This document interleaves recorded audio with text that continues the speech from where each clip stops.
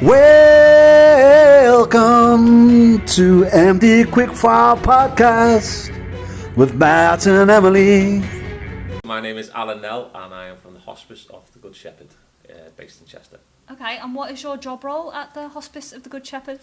So my job title is the Philanthropy and Relationship Manager. It's a bit of a mouthful, but I am basically the corporate fundraiser, so I look after all fundraising with our local businesses in West Cheshire. Okay, and what do you fundraise for? So the Hospice of Good Shepherd, we look after the end-of-life palliative care for West Cheshire and D-side. We also offer Living Well services. That's people who've got a life-limited diagnosis, but certainly not the end of their time on with us. And we also do bereavement counselling for adults and children. How many volunteers do you have working with you at the moment? I think off the top of my head, I think it's about 350 volunteers. So we couldn't operate our hospice without volunteers. So every Wednesday you come down, you park up at work, and there's a team of gardeners who come in. So we don't pay anyone to look after our amazing, beautiful gardens. It's all done by volunteers. Most of the cafe staff, we have a community cafe, it's all run by volunteers. You know, our events, marshals, all that kind of stuff, we literally couldn't do what we do without volunteers. And even our shops in the community are staffed by volunteers. So without them, we wouldn't probably have a hospice. Not all heroes wear capes, do they? No. No, the volunteers are fantastic. No, they make such a difference, and they get a lot from it as well. I think they're part of being community and putting something back into it is amazing. It's like for businesses as well in terms of gift in kind. We're so limited on budget to employ staff. So basically our marketing team is one person. To run a £5 million fundraising organisation with one person in marketing is difficult. So, you know, if a company came and said we can help you with that, then we'd be like, that's absolutely amazing. And how many premises do you have? So we just the main hospice in Backford in Chester. In there we have 10 end-of-life palliative care beds. We have our centres and the cafe and all the team run from there. And we also have a lot of shops in the community as well. So our retail area is an area that's doing really well. And they're booming. So we've just opened 2 new ones recently. I think we're up to about 7, and that brings in like over £1 million to the hospice in a year, so it's huge. And are they all in Chester? Yeah, so they're kind of all West Cheshire, so you kind of like from Neston, a couple in Chester, we just opened one in Frodsham.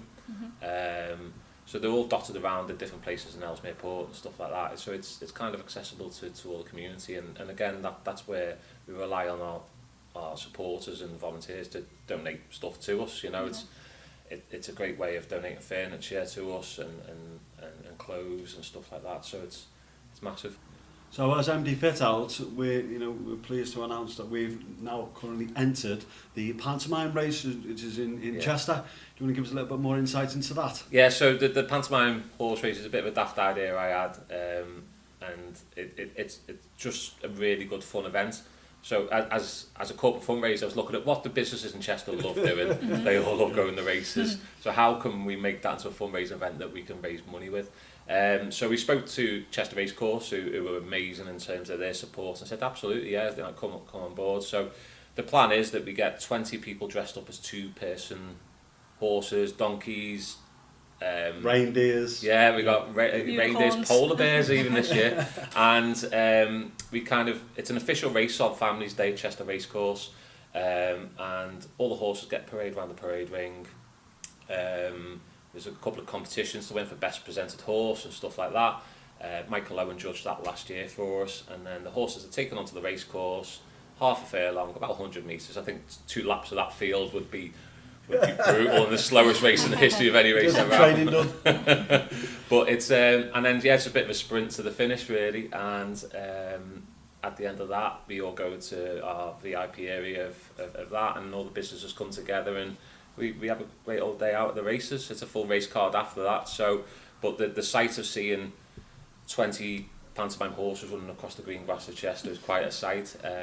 Last year we were live on Sky Races, we were on ITV Races, and we even found us on a racing forum in Japan. I have no idea what they said about it, but it was all in Japanese.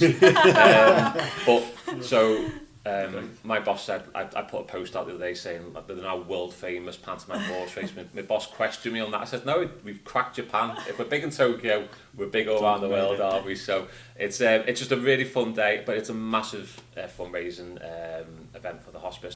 You can kind of fundraise a lot, but also have a great day out with your team and businesses as well. So it's And what's the date?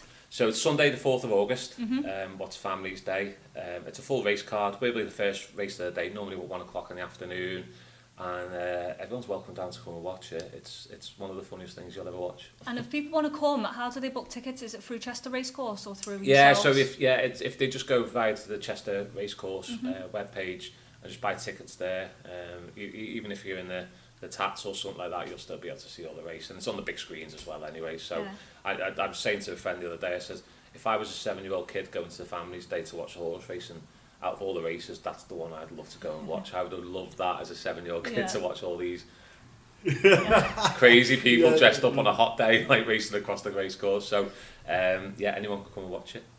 Fantastic. So you've also got another event running, which is £50 to 500. Yeah, is that right? Yeah. So this is another event we do with businesses. So it's a bit like apprentice style in some respects. So what we do is we give a business £50. They then have 2 months to turn that £50 into £500 or more. So we have about 20 businesses taking part in that.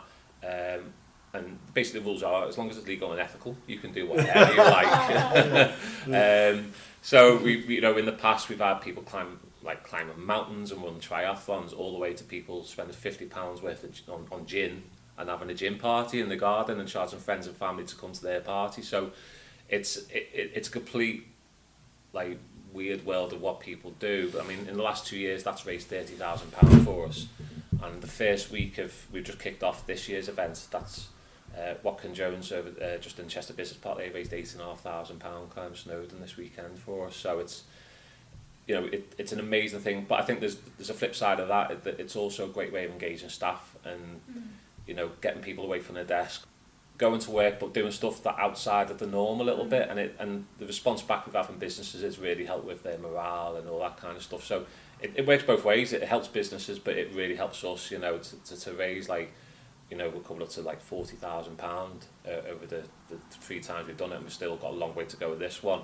That's vital money for the hospice to raise, so it's all good. If any businesses want to listen to that, again, they want to get involved in that, do they just go onto the website? Is there a link? Yeah, just go into our webpage, just go into the events tab. Is there any other event that you'd like to promote? Yeah, I mean, we've kind of got a bit of an idea, not definitely doing it yet, but we've got an idea of doing Strictly Come Dancing next year. So we're looking for people. Salsa. There you go. Salsa. High five. There you go. You're a fan too.